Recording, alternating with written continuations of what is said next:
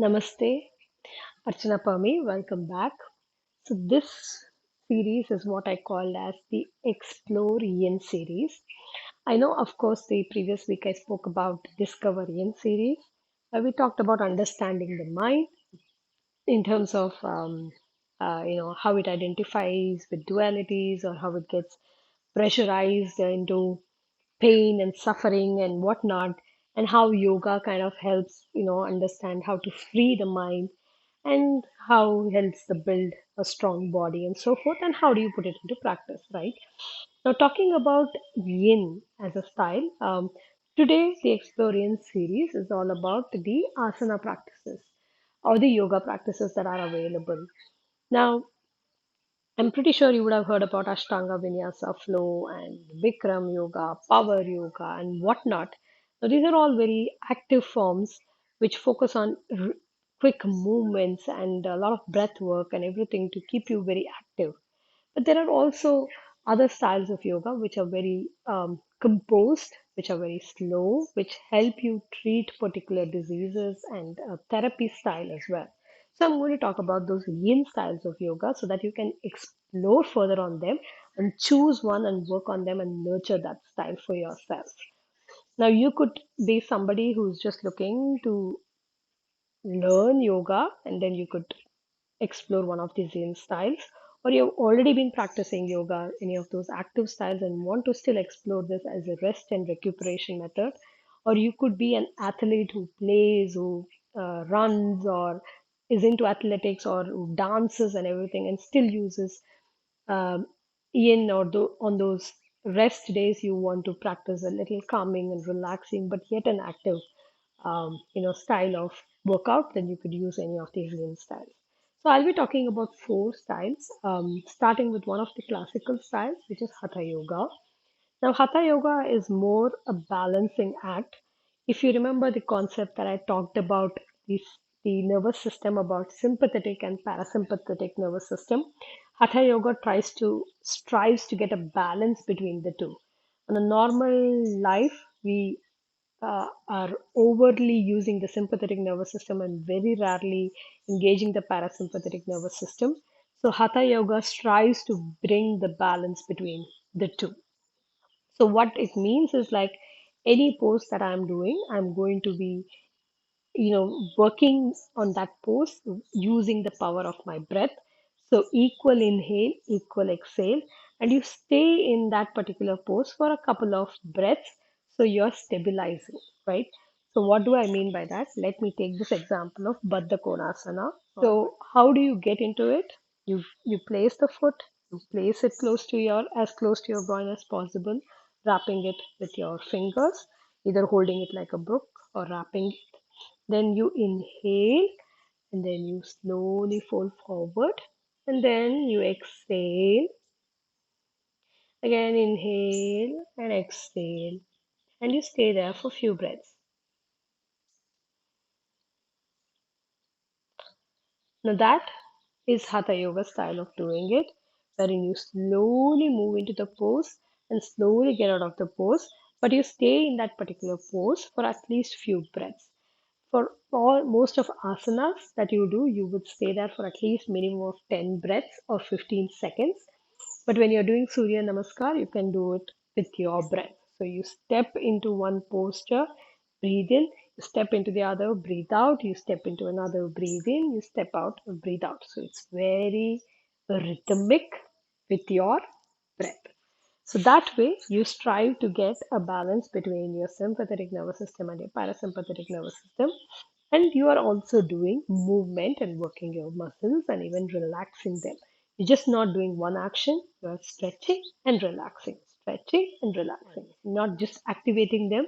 And which is why eventually your muscles tonality also improves and they retain that even if you stop doing those exercises and they do not go back to the state that they are before. So if you have practiced for 3 months and you were able to do this, maybe after 6 months gap you come back, maybe the first 2 days you'll find it difficult, but probably the third or the fourth day you would realize that your muscle still remembers that level of stretch that it has gone through, that you will automatically be able to go to the next level. So There's nothing that there will be a relapse. It'll remember, the memory remains in the muscle. So that is Hatha Yoga. Now, talking about the next style, which is what I prefer and I practice and I use a lot, is Yin Yoga. Now, of course, this is not a classical yoga style.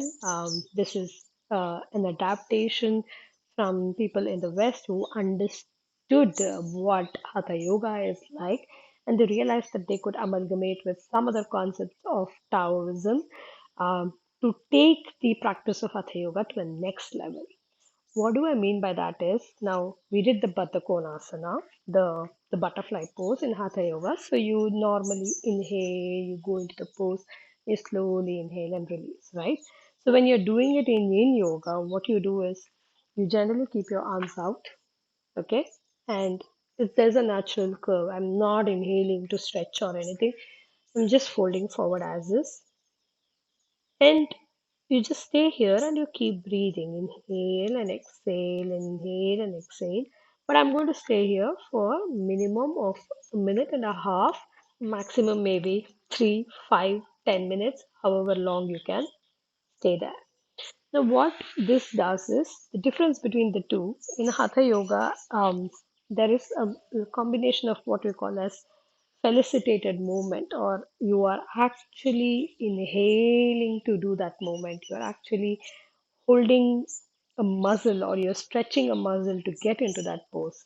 Whereas in Yin Yoga, it is more of static movement where you are just static, right? You're just staying there. You're letting your muscles naturally fall or stretch based on the gravity pull that happens. So most of Yin Yoga poses are done either seated on the mat or lying on the mat. You will hardly find any standing poses or balancing poses or even inversions for that matter. So most of them are generally relaxing poses, and they are also therapeutic in nature because the longer you hold, the longer balance you are drawing to a particular chakra, energy center, or a particular spinal movement where you might have some challenges, or if you have had injuries in your muscles, then doing certain asanas will really help you, heal them. So that is Yin Yoga. Let me talk about other styles as well. And I'm again progressing from a little bit of Yin, little bit more of Yin, little bit more and maximum of Yin, kind of a progression when I'm talking about these styles. So the third style that I'm talking about is what is called as Iyengar Yoga. And this was founded by BKS Iyengar. Now, when he learned yoga, his Guruji taught yoga, he was not feeling well, and through yoga, he recovered. But one thing that he understood during his own personal experience is that he felt that as a person who was not feeling well, he couldn't do some of the asanas, but he did learn and he did do it. Then he came up with an idea of preparing a style where people may not be comfortable, can definitely use props to do, yoga easier. So the same, but the Konasana that I did, the easiest props that you can use is you can place blocks under your foot. So that way your foot is lifted, and if your hips are not ready to flex or fold forward, they will have elevation and there won't be too much of pressure here, and then you will be able to fold forward and get your head down there. Or you could sit with your back next to a wall, and that gives this hip a lengthening aspect, and you can still keep it open as is. You don't have to do the folding forward, but generally working only on the hip opener. So I'm just giving an example of one asana, and I'll probably show a picture of that as well. And even for Baddha Konasana, I like the one wherein you do it reclined, lying down. So they use a yoga strap to bind. I don't have the yoga strap right now. But they use the yoga strap to bind around the feet and the hips to help it get closer to the groin, so that you get into the full form of the asana. Again, why this props? Props such that you are not overworking your muscles. You want your muscles to relax at any point in time. Stretch, yes, but not kill it, right? Do not overstretch it. Or let's say your muscles are not warmed up enough to even stretch the right way, right? So even in those cases, these props help, and Iyengar yoga style is only mostly done with props. So every asana There are props involved. There are wooden blocks. There are bolsters. There are yoga straps, humble wall, humble chair, humble table, even simple things like camel pose that you put your hands behind and you do camel pose can also be done on a table or a chair. So easy way to get comfortable with the asanas is again by doing Iyengar Yoga. And there is a beautiful book available. I'll probably leave a note on that, and you can probably get it and even look at yourself and try it out. The only challenge with Iyengar Yoga is since there are a lot of props involved, and you might find it difficult to get into samasana. So it really helps to have somebody around to help you, especially the ones which involve using a chair or a table or stuff like that, because you don't want them to move. And you would need a lot of cushions and props and everything. Sometimes say you lie down and the height is not right, so you want to put another cushion or another bolster. So it really helps when you have somebody else to help you. For most part, the simple asanas you can do it yourself, but for some complicated asanas, I would definitely recommend taking the help of somebody while doing Iyengar Yoga. So that was in a little bit more in, a little bit more in, and a little bit more in is restorative yoga. Now, again, as the name goes, it is complete restoration. There is not much activity happening. It is more of resting and relaxing. So even what I did right now can be Baddha Konasana, can be done restoratively. You lie down, keep your hips open, put some cushions under your knees, pillows under your back, then put some eye mask, stay there for 10-15 minutes, restorative enough. Why is it restorative? Because it's a good hip opener, nicely massages the abdominal organs. Anybody with reproductive issues can do that asana. I'm only talking about one asana, but that applies to everything because I spoke of Baddha Kona or the butterfly pose. For all four styles, I'm just referencing the same asana. But restorative can also be done for other poses, again using bolsters, pillows, eye masks, even plugging your ears so you don't have to listen to noise and stuff like that.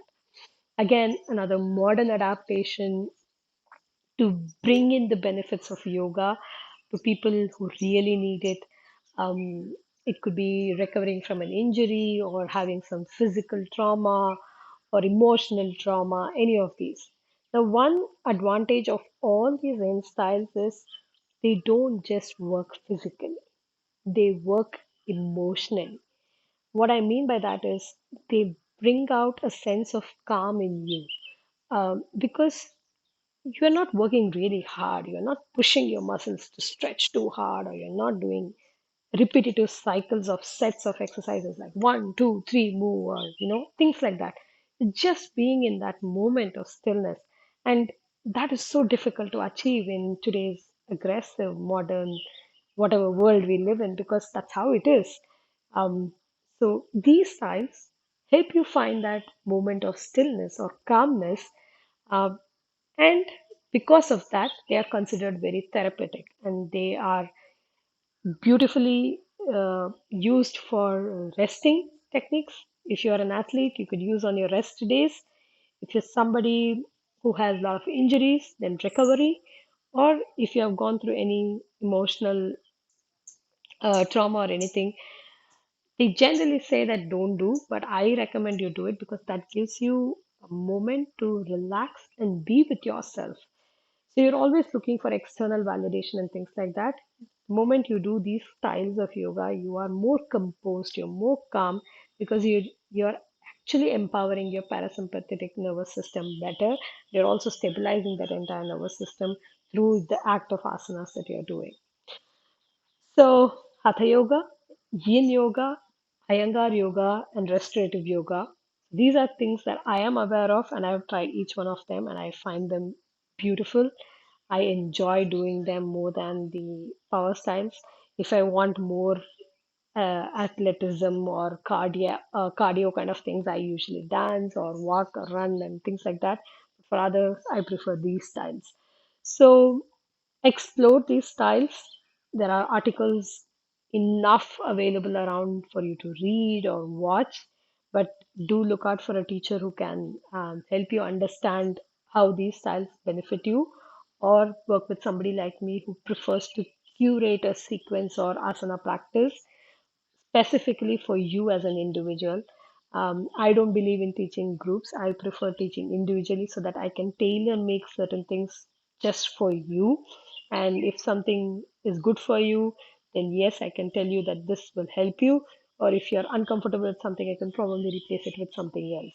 So explore the options, right? And explore those options and pursue an in life so your asana practices can be a little bit more meaningful than just physical movement. Namaste. Have a beautiful day ahead.